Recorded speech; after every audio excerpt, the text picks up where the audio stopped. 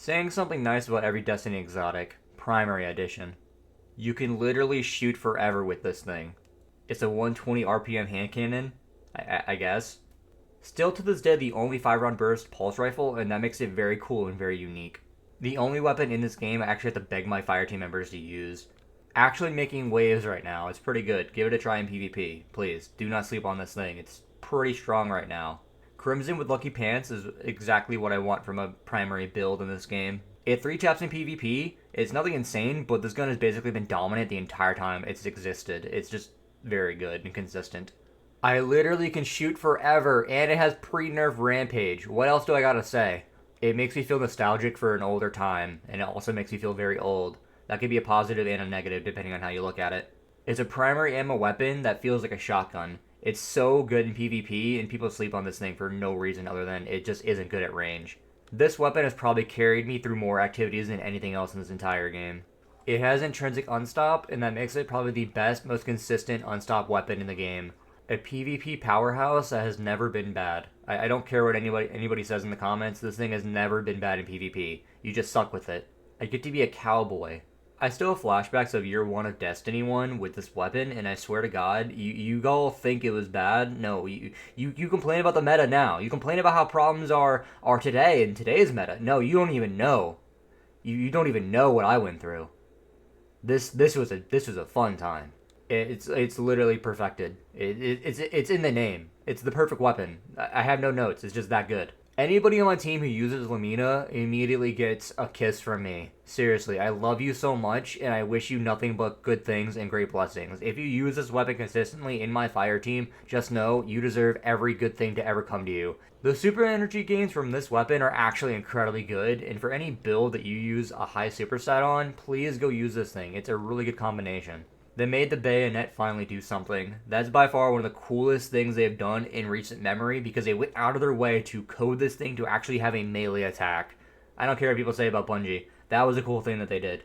The very first weapon we got in Destiny 2 got done so much justice with this exotic. It's basically the ability spamming weapon, consuming charges of gathering light just to make your abilities even more powerful. It's so much fun. It can one tap to the head in PvP, and the caca sound is actually tantalizing. You can say what you want about this thing in PvP, but you gotta understand that this was like the newest heights. Like, out of any meta that made me want to claw my eyes out, this one did it for me. And honestly, it's not as bad as what we have currently. I don't think any gun in this game hip fires as better as DMT. This gun just hits like a truck, and you can do it all without aiming down the sights. The ability to freeze somebody in PvP and then emote on them can only be done as annoyingly with this gun. This is like playing a game on easy mode. Really, it aims for you, it reloads for you, it does damage for you. It's playing the game on easy mode. This gun really just has so much aura to it. Like, I just look at this thing. It's one of the few good things that came from Lightfall. The sniper mode is actually a lot better than y'all give it credit for. This is probably the most toxic weapon in PvP. And I say that as a good thing because something needs to take top spot. And this right here, this is top spot. It basically enables any stasis build if you're using stasis, which I highly doubt you are, but if you are, very glad curve. Actually kind of underrated. Wicked Implement has gone through a lot of changes in recent memory, and it being a 260 makes it so much better. I actually kind of like this thing now. This is my favorite weapon in the entire game, and if you say you don't like this gun, just know you're wrong. This exotic bow comes from one of the prettiest missions in the entire game. Starcross is really just a beautiful mission from start to finish. This gun killed any hype Necrochasm had when it got its big buff. It can spawn its own heavy ammo. We're allowing that. This gun has no business doing as much damage as it does with those Blightseekers. It really is special weapon damage on a primary. If you can use this gun consistently in PvP and dominate with it, just know you have my utmost respect. This has probably got the highest kill count of any weapon in the entire game, across all players. This is probably number 2 on the kill count. But I will say, this gun gets a bonus point because purple is such a cool color, and all I gotta say is that this is probably the prettiest weapon in terms of what it does to the game. Just purple explosions everywhere. It's beautiful. I love this thing. It can shoot through Cabal shields. I think that makes it cool. Risk Runner exists just so Zalu Supercell can't. This was probably one of the worst metas we've ever had in Destiny history, but still, it was one of the most fun metas we've ever had in Destiny. Don't lie, it was fun. During Season of the Wish, when this thing was meta, it was probably the most fun I've had in this game in a long time. Genuinely, that entire season with the artifact was solar based, best time of my life. Great experience. Now, Sunshot doesn't have the top kill spot, it's this one. But this one is also just so much fun because it's kind of like a different playstyle to what bows actually are. Bows kind of feel like, precision weapons, where this is just a shotgun bow, essentially. You shoot at somebody's feet and everything dies. A poison bow that can 2-tap from any distance. Teraba is a text mechanical weapon, and that's just a fun fact I didn't know until recently. So I think that's pretty cool. They gave it free bolt charge. It's actually a lot better than you give it credit for. They'll give it a try. Yeah, symmetry's weird, but it's a lot better now. Actually kind of fun. This is just the most consistent ignition machine. Pick up a fire sprite and just use the beam. It's so consistent and I love this thing.